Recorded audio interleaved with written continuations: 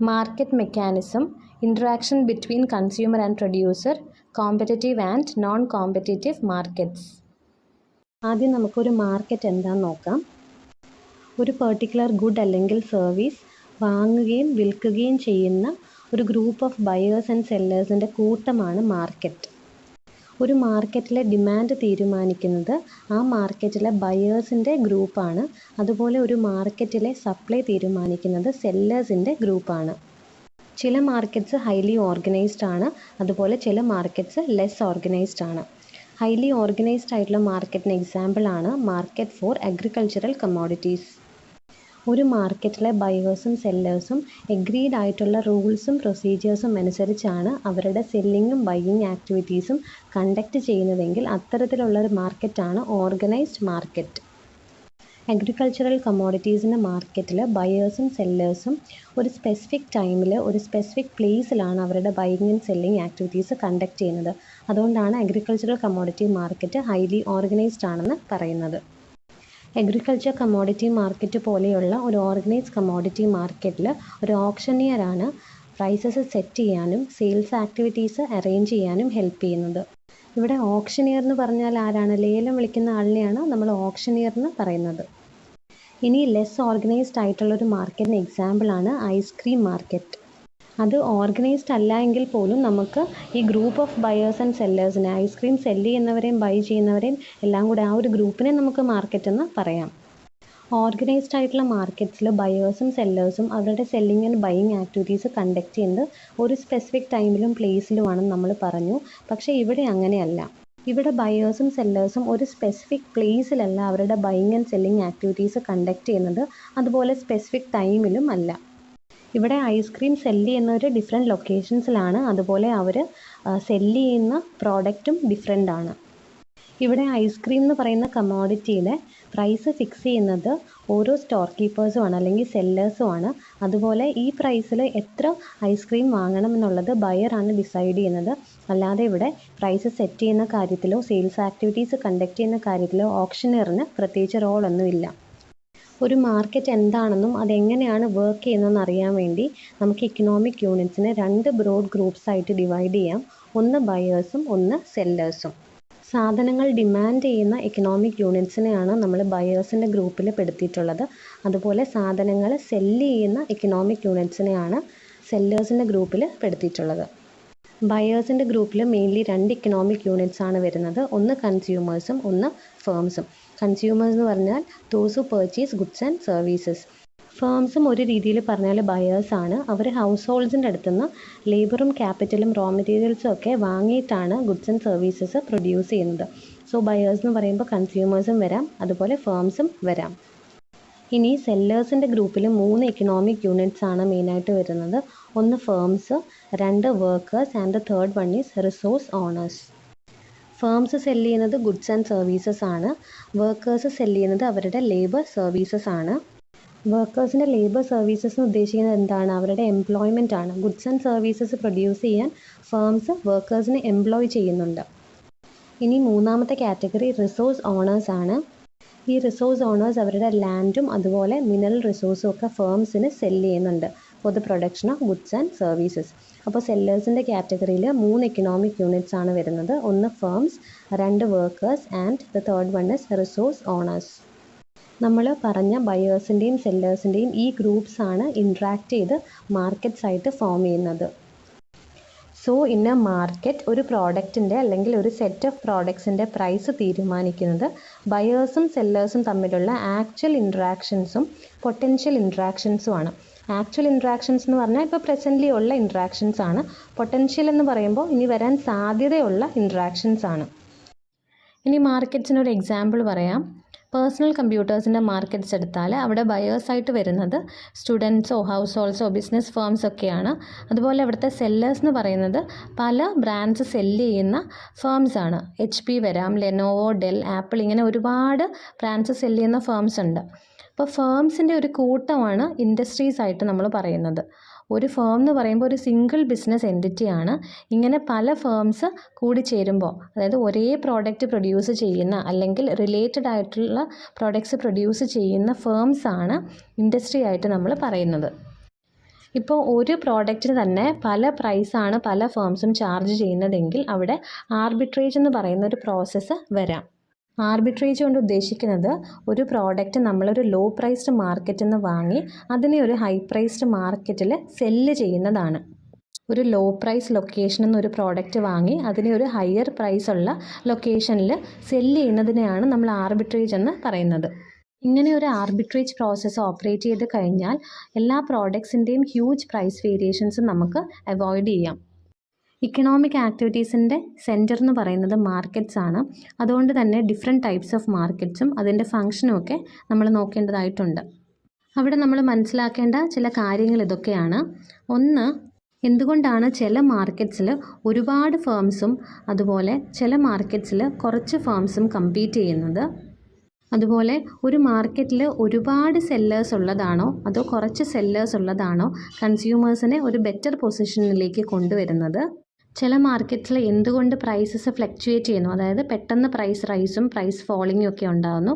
അതുപോലെ ചില മാർക്കറ്റ്സിൽ പ്രൈസസ് സ്റ്റേബിളായിട്ട് തന്നെ നിൽക്കുന്നത് എന്തുകൊണ്ടാണ്? ഏത് തരം മാർക്കറ്റ്സ് ആണ് ബിസിനസ് ഫേംസിന് ഓപ്പറേറ്റ് ചെയ്യാനുള്ള ബെസ്റ്റ് ഓപ്പർച്യൂണിറ്റീസ് കൊടുക്കുന്നത്? ഈ കാര്യങ്ങളൊക്കെ നമ്മൾ ഡിസ്കസ് ചെയ്യുന്നത് കോമ്പറ്റിറ്റീവ് മാർക്കറ്റിലും നോൺ കോമ്പറ്റിറ്റീവ് മാർക്കറ്റ്സിലെന്ന് പറയുന്ന ഹെഡിലാണ്. Competitive versus non competitive markets.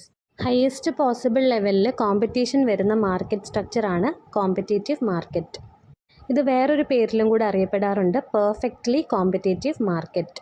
ഒരു പെർഫെക്റ്റ്ലി കോമ്പറ്റിറ്റീവ് മാർക്കറ്റ്സിൽ ഒരുപാട് ബയേഴ്സും സെല്ലേഴ്സും ഉള്ളതുകൊണ്ടാണ് അവിടെ ഹയസ്റ്റ് പോസിബിൾ ലെവലിൽ കോമ്പറ്റീഷൻ സാധ്യമാവുന്നത്. അതായത് ഒരു മാർക്കറ്റിൽ ഒരുപാട് ബയേഴ്സും സെല്ലേഴ്സും ഉണ്ടെങ്കിൽ രണ്ട് കൂട്ടർക്കും പ്രൈസിനെ ഒരിക്കലും എഫക്റ്റ് ചെയ്യാൻ പറ്റില്ല. ഫോർ എക്സാമ്പിൾ, ഇപ്പോൾ എക്സ് എന്ന് പറയുന്ന ഒരു കമോഡിറ്റിക്ക് ഒരു മാർക്കറ്റിൽ ഒരുപാട് സെല്ലേഴ്സ് ഉണ്ടെങ്കിൽ അവർക്ക് സ്വന്തമായിട്ട് ആ പ്രോഡക്റ്റിനൊരു പ്രൈസ് തീരുമാനിക്കാൻ പറ്റില്ല. അതുപോലെ തന്നെയാണ് ബയേഴ്സിൻ്റെ കാര്യവും. ഒരു മാർക്കറ്റിൽ ഒരു പ്രത്യേക കമോഡിറ്റിക്ക് ഒരു ബയർ മാത്രമാണ് ഉള്ളതെങ്കിൽ തീർച്ചയായും അയാൾക്ക് പ്രൈസിനെ ഇൻഫ്ലുവൻസ് ചെയ്യാൻ പറ്റും. ഈ ഒരു കേസിൽ ഒന്നിലധികം ബയേഴ്സ് ആയതുകൊണ്ട് തന്നെ അവിടെ അവർക്ക് ഒരിക്കലും പ്രൈസിനെ ഇൻഫ്ലുവൻസ് ചെയ്യാൻ പറ്റില്ല. ഇനി നമുക്ക് കോമ്പറ്റിറ്റീവ് മാർക്കറ്റ്സിൻ്റെ ഇമ്പോർട്ടൻറ്റ് ഫീച്ചേഴ്സ് എന്തൊക്കെയാണെന്ന് നോക്കാം. First one, larger number of buyers and sellers.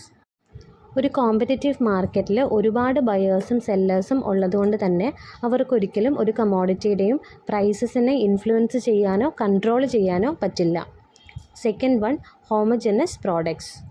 ഇങ്ങനെയുള്ള മാർക്കറ്റ് സ്ട്രക്ചറിൽ പ്രൊഡക്ഷൻ നടത്തുന്ന ഫേംസ് എപ്പോഴും സെല്ല് ചെയ്യുന്നത് സിമിലർ ആയിട്ടുള്ള ഗുഡ്സ് ആണ്. Third feature, free entry and exit of firms. ഈ ഒരു മാർക്കറ്റ് സ്ട്രക്ചറിൽ ഓപ്പറേറ്റ് ചെയ്യുന്ന ഫേംസിന് ഏത് സമയത്ത് വേണമെങ്കിലും അതിൻ്റെ ബിസിനസ് ആക്ടിവിറ്റീസ് ഓപ്പറേറ്റ് ചെയ്യാനും അതുപോലെ അത് ക്ലോസ് ചെയ്യാനുമുള്ള റൈറ്റ് ഉണ്ട്. അതിന് കാരണം ഇവിടെ പ്രത്യേകിച്ച് റൂൾസോ റെഗുലേഷൻസോ ഒന്നുമില്ല. Next feature, advertising cost. ഈ ഒരു മാർക്കറ്റ് സ്ട്രക്ചറിൽ ഓപ്പറേറ്റ് ചെയ്യുന്ന ഫേംസിൻ്റെ പ്രോഡക്റ്റ് ഹോമജീനസ് അല്ലെങ്കിൽ സിമിലർ ആയതുകൊണ്ട് തന്നെ അവർക്ക് അഡ്വർടൈസിങ് കോസ്റ്റ് ഇല്ല. എല്ലാ ഫേംസും ഇപ്പോൾ ഒരേ പ്രോഡക്റ്റാണ് പ്രൊഡ്യൂസ് ചെയ്യേണ്ടതെങ്കിൽ അഡ്വർടൈസ്മെൻറ്റിനായിട്ട് അവിടെ സ്പെൻഡ് ചെയ്യേണ്ട ആവശ്യമില്ല. അപ്പോൾ ഡിഫറെൻറ്റ് പ്രോഡക്റ്റ്സ് ഒക്കെ ആണെങ്കിലാണ് അവിടെ അഡ്വർടൈസ്മെൻറ്റിൻ്റെ ആവശ്യം വരുന്നത്. Next feature, consumers have perfect knowledge regarding the market functions. ഈ ഒരു മാർക്കറ്റ് സ്ട്രക്ചറിൽ കൺസ്യൂമേഴ്സിന് മാർക്കറ്റിനെ പറ്റി നല്ല അവെയർനെസ് ഉണ്ട്. അതായത് മാർക്കറ്റിൽ എന്ത് ചേഞ്ചസ് വന്നു കഴിഞ്ഞാലും അവർ അത് മനസ്സിലാക്കും.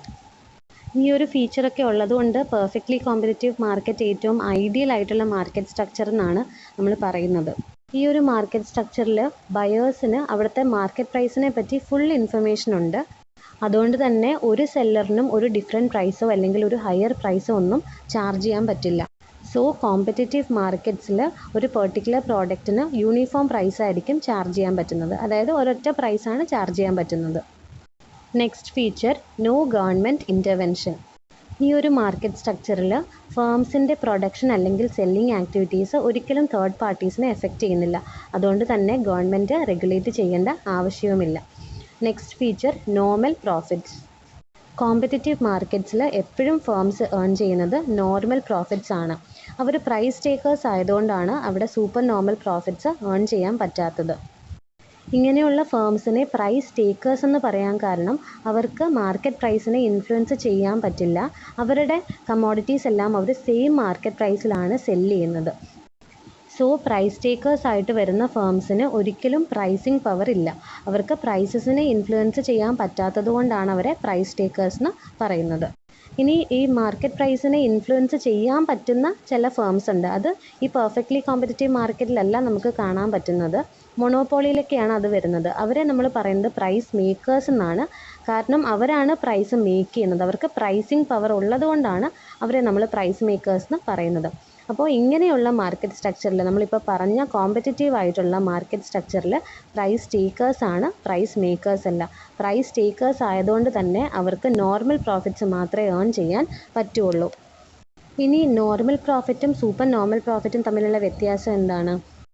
ഇപ്പോൾ ഒരു ഫേമിന് അതിൻ്റെ എക്സ്പെൻസ് ഒക്കെ കവർ ചെയ്ത് പോകാൻ പറ്റുന്ന രീതിയിൽ ഇനഫായിട്ടുള്ള റവന്യൂ കിട്ടുവാണെങ്കിൽ അത് നോർമൽ പ്രോഫിറ്റ് ഏൺ ചെയ്യുന്നു എന്ന് നമുക്ക് പറയാം. ഇനിയിപ്പോൾ ഒരു ബിസിനസ് ഫേമിന് അതിൻ്റെ എക്സ്പെൻസസ് ഒക്കെ കവർ ചെയ്യുന്നതിലും കൂടുതൽ റവന്യൂ ഉണ്ടെങ്കിൽ അത് സൂപ്പർ നോർമൽ പ്രോഫിറ്റ് ആണ്. Next feature price taker. Competitive മാർക്കറ്റ്സിലെ ഫേംസ് എപ്പോഴും പ്രൈസ് ടേക്കേഴ്സ് ആണ്. നമ്മളിപ്പം എക്സ്പ്ലെയിൻ ചെയ്ത പോയിൻ്റ് ആണ്. അവർക്കൊരിക്കലും പ്രൈസസിനെ ഇൻഫ്ലുവൻസ് ചെയ്യാൻ പറ്റില്ല. പ്രൈസസിനെ ഡിറ്റർമിൻ ചെയ്യുന്നത് സപ്ലൈ ആൻഡ് ഡിമാൻഡ് ഫോഴ്സസ് ആണ്. കോമ്പറ്റീറ്റീവ് മാർക്കറ്റ്സിന് ഒരു എക്സാമ്പിൾ എന്ന് പറയുന്നത് അഗ്രികൾച്ചറൽ മാർക്കറ്റ്സ് ആണ്. അഗ്രികൾച്ചറൽ മാർക്കറ്റ്സ് നമ്മൾ എടുത്ത് നോക്കുകയാണെങ്കിൽ അവിടെ ബയേഴ്സും സെല്ലേഴ്സും ഒരുപാടാണ്. ഇപ്പം ഏതെങ്കിലും ഒരു കമ്മോഡിറ്റി, വീറ്റ് എന്ന് പറയുന്ന ഒരു കമ്മോഡിറ്റി എടുത്ത് നോക്കിയാൽ തന്നെ വീറ്റ് പ്രൊഡ്യൂസ് ചെയ്യുന്ന ഒരുപാട് സെല്ലേഴ്സ് ഉണ്ട്. അതുപോലെ വീറ്റ് പർച്ചേസ് ചെയ്യുന്ന ഒരുപാട് ബയേഴ്സും ഉണ്ട്. അപ്പം ഈ രണ്ട് കാറ്റഗറീസിനും ഒരിക്കലും വീറ്റിൻ്റെ പ്രൈസ് തീരുമാനിക്കാൻ പറ്റില്ല. അവർ പ്രൈസ് ടേക്കേഴ്സ് ആണ്. They are not price makers. Non competitive markets. നമ്മളിപ്പോൾ പറഞ്ഞ കോമ്പറ്റീറ്റീവ് മാർക്കറ്റ്സിൻ്റെ ഫീച്ചേഴ്സ് ഇല്ലാത്ത മാർക്കറ്റ് സ്ട്രക്ചറാണ് നോൺ കോമ്പറ്റീറ്റീവ് മാർക്കറ്റ്. നമ്മൾ പറഞ്ഞു പെർഫെക്റ്റ്ലി കോമ്പറ്റീറ്റീവ് മാർക്കറ്റ്സിൽ ഹയസ്റ്റ് പോസിബിൾ ആയിട്ടുള്ള കോമ്പറ്റീഷനാണ്. പക്ഷേ ഇവിടെ ലിമിറ്റഡ് കോമ്പറ്റീഷനാണ് ഉള്ളത്. അതുപോലെ ഫേംസിനെ സംബന്ധിച്ച് മാർക്കറ്റ്സിൽ ഫ്രീ എൻട്രി ഇല്ല. പക്ഷേ കോമ്പറ്റീറ്റീവ് മാർക്കറ്റ്സിൽ freedom of entry and exit എന്ന് പറയുന്നത് നമ്മൾ കണ്ടിരുന്നു. പക്ഷേ ഇവിടെ അങ്ങനെ എൻട്രിക്ക് ഒരു ഫ്രീഡം ഇല്ല. That means there are so many rules and regulations regarding entry of firms into the market. അതുപോലെ വേറൊരു ഫീച്ചറാണ് പ്രോഡക്റ്റ് ഡിഫറൻസിയേഷൻ. അതായത് കോമ്പറ്റീറ്റീവ് മാർക്കറ്റ്സിൽ നമ്മൾ കണ്ടു അവിടെ പ്രൊഡ്യൂസ് ചെയ്യുന്ന പ്രോഡക്റ്റ്സ് എന്ന് പറയുന്നത് സിമിലർ ആണ്, അല്ലെങ്കിൽ ഹോമജനസ് ആണ്. പക്ഷേ ഇവിടെ പ്രോഡക്ട്സ് ഡിഫറെൻ്റ് ആണ്. ഓരോ ഫേംസും പ്രൊഡ്യൂസ് ചെയ്യുന്നത് ഡിഫറെൻ്റ് ആയിട്ടുള്ള പ്രോഡക്ട്സ് ആണ്. പ്രോഡക്റ്റ് ഡിഫറൻസിയേഷൻ എന്ന് പറയുന്നത് ഇത്തരം മാർക്കറ്റ്സിലെ ഇമ്പോർട്ടൻ്റ് ആയിട്ടുള്ള ഒരു ഫീച്ചറാണ്. ഏറ്റവും ബേസിക് ആയിട്ട് നമുക്ക് 3 തരത്തിലുള്ള നോൺ കോമ്പറ്റീറ്റീവ് മാർക്കറ്റ്സ് ആണുള്ളത്. ഒന്ന് മൊണോപോളി, ഒന്ന് oligopoly and the other one is monopolistic competition. നമ്മളിവിടെ പറഞ്ഞ ഇമ്പോർട്ടൻ്റ് ആയിട്ടുള്ള ക്യാരക്ടറിസ്റ്റിക്സിൻ്റെ അടിസ്ഥാനത്തിലാണ് മാർക്കറ്റ്സിനെ നമ്മൾ ഇങ്ങനെ 3ആയിട്ട് ക്ലാസിഫൈ ചെയ്തിട്ടുള്ളത്. ആദ്യം നമുക്ക് മൊണോപോളി എന്താണെന്ന് നോക്കാം. മൊണോപോളി എന്ന് പറഞ്ഞാൽ എൻറ്റയർ മാർക്കറ്റിൽ ഒരു സിംഗിൾ സെല്ലറാണ് ഉണ്ടാവുക. സിംഗിൾ സെല്ലർ ആയതുകൊണ്ട് തന്നെ അദ്ദേഹത്തിന് പ്രൈസസിനെ ഇൻഫ്ലുവൻസ് ചെയ്യാനുള്ള ഫ്രീഡം ഉണ്ട്. അതുകൊണ്ട് മൊണോപോളിയുള്ള ഫേംസിനെ നമ്മൾ പ്രൈസ് മേക്കേഴ്സ് എന്നാണ് പറയുന്നത്. മൊണോപോളിയുടെ കേസിൽ സിംഗിൾ സെല്ലർ ആയതുകൊണ്ട് തന്നെ ഫേം തന്നെയാണ് അവിടുത്തെ ഇൻഡസ്ട്രി എന്ന് പറയപ്പെടുന്നതും.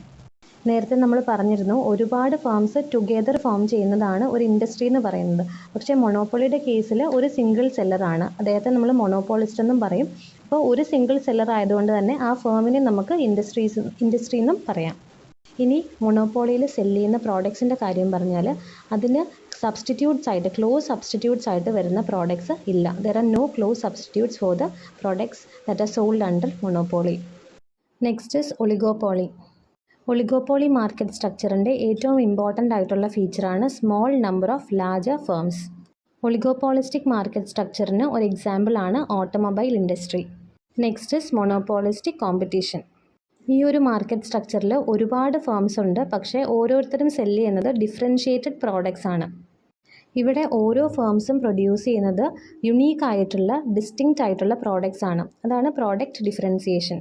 ഓരോ ഫേംസും ഡിഫറെൻ്റ് ആയിട്ടുള്ള പ്രോഡക്ട്സ് പ്രൊഡ്യൂസ് ചെയ്യുന്നത് കൊണ്ട് തന്നെ അവർക്ക് മാർക്കറ്റ് പവർ ഉണ്ട്. മൊണോപോളിസ്റ്റിക് കോമ്പറ്റീഷൻ ഒരു എക്സാമ്പിളാണ് ഫാസ്റ്റ് ഫുഡ് ഇൻഡസ്ട്രി.